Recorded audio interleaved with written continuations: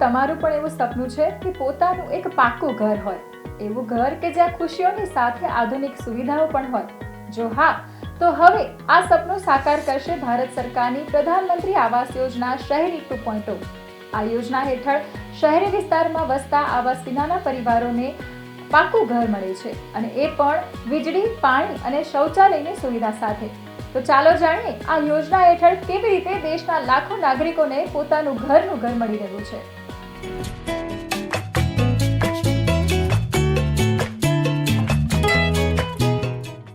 નમસ્કાર મિત્રો, હું છું રુચા. ધ માય ધ શોમાં આપ સૌનું સ્વાગત છે. આજના એક્સપ્લેનર વિડીયોમાં આપણે આજે વાત કરીશું પ્રધાનમંત્રી આવાસ યોજના શહેરી 2.0 યોજના વિશે. સૌથી પહેલા તો આપણે સમજીએ કે પ્રધાનમંત્રી આવાસ યોજના શહેરી 2.0 શું છે. માળખાગત સુવિધાઓ સાથે સૌને પોતાની માલિકીનું પાક્કું આવાસ મળી રહે તે હેતુથી જૂન 2015માં પ્રધાનમંત્રી Awas Yojana housing for all મિશનની શરૂઆત કરાઈ હતી. પ્રધાનમંત્રી આવાસ યોજના શહેરી 2.0 ને કુલ 4 ઘટકમાં વહેંચવામાં આવી છે, જેમાંથી પ્રથમ ઘટક છે BLC એટલે કે બેનિફિશરી લેન્ડ કન્સ્ટ્રક્શન, જેમાં અરજી કરનાર વ્યક્તિ શહેરી વિસ્તારમાં પોતાની માલિકીની જમીન અથવા કાચું કે અપૂર્ણ મકાન ધરાવતો હોય, ₹3 લાખની મર્યાદામાં આવક હોય અને આર્થિક રીતે નબળા વર્ગ એટલે કે EWSની શ્રેણીમાં આવતા હોય, તેમને નવું પાક્કું ઘર બનાવવા માટે નાણાકીય સહાય આપવામાં આવે છે.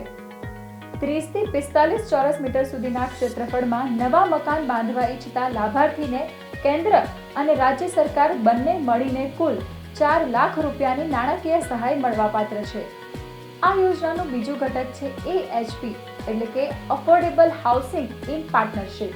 આ ઘટક હેઠળ વાર્ષિક આવક ₹3 લાખની મર્યાદામાં હોય તેવા ઘર વિહોણા પરિવારને પાક્કું આવાસ ઉપલબ્ધ થાય તે માટે સરકારી અથવા ખાનગી સંસ્થાઓ દ્વારા 30 થી 45 ચોરસ મીટર કાર્પેટ એરિયામાં અફોર્ડેબલ આવાસોના નિર્માણ કરીને આર્થિક રીતે નબળા વર્ગની લાભાર્થીઓ માટે નજીવી કિંમતે ઉપલબ્ધ કરવામાં આવશે. આવા આવાસોના નિર્માણ માટે કેન્દ્ર અને રાજ્યની કુલ મળીને ₹3.5 લાખ સુધીની નાણાકીય સહાય મળવાપાત્ર છે. આ યોજનાનું ત્રીજું ઘટક છે ARH એટલે કે અફોર્ડેબલ રેન્ટલ હાઉસિંગ. આ ઘટકનો હેતુ એવા શહેરી સ્થળાંતરિતો, બાંધકામ શ્રમિકો, શેરી ફેરિયાઓ, રિક્ષા ચાલકો, વર્કિંગ વુમન સહિતના લોકો માટે છે કે જેમની પાસે પોતાનું ઘર બાંધવાની કે ખરીદવાની નાણાકીય ક્ષમતા નથી, અથવા તો હાલ તેઓ પોતાનું ઘર ખરીદવા માંગતા નથી, પરંતુ માત્ર ટૂંકા ગાળાના ભાડે રહેવા માટેના આવાસ શોધી રહ્યા છે. તેવા ₹3 લાખ સુધીની વાર્ષિક આવક ધરાવતા આર્થિક રીતે નબળા વર્ગના અને 3 લાખથી 6 લાખની ઓછી આવક ધરાવતા જૂથના લાભાર્થીઓ આ ઘટક હેઠળ ઓછા ભાડે આવાસ મેળવી શકે છે. આવા 60 ચોરસ મીટર સુધીના આવાસોના નિર્માણ માટે TIG એટલે કે ટેકનોલોજી ઇનોવેશન ગ્રાન્ટ આપવામાં આવે છે. પ્રતિ ચોરસ મીટરે કેન્દ્ર અને રાજ્ય સરકારની મળીને કુલ ₹5,000 જેટલી સહાય મળવાપાત્ર છે. આ યોજનાનું ચોથું અને અંતિમ ઘટક છે ISS એટલે કે ઇન્ટરેસ્ટ સબસિડી સ્કીમ. આ ઘટકમાં આર્થિક રીતે નબળા વર્ગ, ઓછી આવક ધરાવતા વર્ગ અને મધ્યમ આવક ધરાવતા વર્ગની શ્રેણીમાં આવતા લાભાર્થીને પ્રથમ આવાસ ખરીદી પર લીધેલી લોન ઉપર વ્યાજ સહાય આપવામાં આવે છે. EWS, LIG અને MIG શ્રેણીના પરિવારો કે જેમની વાર્ષિક આવક અનુક્રમે 3 લાખ સુધીની, 3 લાખથી 6 લાખ સુધીની અને 6 લાખથી 9 લાખ સુધીની હશે, તેઓ આ યોજનાનો લાભ મેળવવા માટે પાત્ર ગણાશે. જેમાં 120 ચોરસ મીટર કાર્પેટ એરિયા સુધીના પ્રથમ આવાસ ખરીદ અથવા તો બાંધકામ માટે લીધેલા લોન ઉપર 1,80,000 સુધીની વ્યાજ સહાય મળવાપાત્ર છે. જે પણ નાગરિકને પ્રધાનમંત્રી શહેરી આવાસ યોજના 2.0 નો લાભ લેવો હોય તેમણે આ 4માંથી કોઈ પણ એક ઘટકની પસંદગી કરવાની રહેશે. આ યોજનાનો લાભ લેવા માટે કેટલીક શરતો પણ રાખવામાં આવી છે, જેમાં આપના કે આપના પરિવારના કોઈ સભ્યના નામે કોઈ પાક્કું ઘર ન હોવું જોઈએ.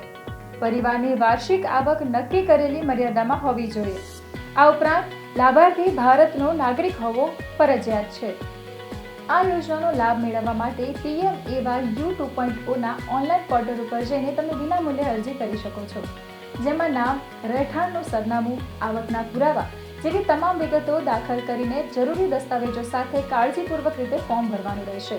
અને વધુ માહિતી માટે તમારા શહેરની મહાનગરપાલિકા, નગરપાલિકા કે સત્તામંડળના કાર્યાલય ઉપર જઈને પણ તમે આ વિશે વધુ વિગતો મેળવી શકો છો. તો હવે વાત કરીએ કે આ યોજનાનો લાભ મેળવવા માટે કયા કયા દસ્તાવેજની જરૂર છે. આ યોજનાનો લાભ લેવા માટે પાસપોર્ટ સાઇઝના ફોટોગ્રાફ્સ, તમારા અને પરિવારના સભ્યોના આધાર કાર્ડની વિગતો, આધાર નંબર સાથે જોડાયેલા બેંક ખાતાની વિગતો, આવકનું પ્રમાણપત્ર, SC, ST, OBC સાથે જોડાયેલા લોકો માટે જાતિનું પ્રમાણપત્ર અને જો નાણાકીય સહાય માટે અરજી કરી રહ્યા છો તો જમીન માલિકીના આધાર પુરાવા હોવા જરૂરી છે. તો દોસ્તો, મને આશા છે કે જે પણ નાગરિકને આ યોજના હેઠળ લાભ મેળવવો હશે તેના માટે આ વિડીયો ઉપયોગી સાબિત થશે. તો ફરીથી મળીશું એક નવા એક્સપ્લેનર વિડીયો સાથે. ત્યાં સુધી મને આપશો રજા. જય જય ગરવી ગુજરાત.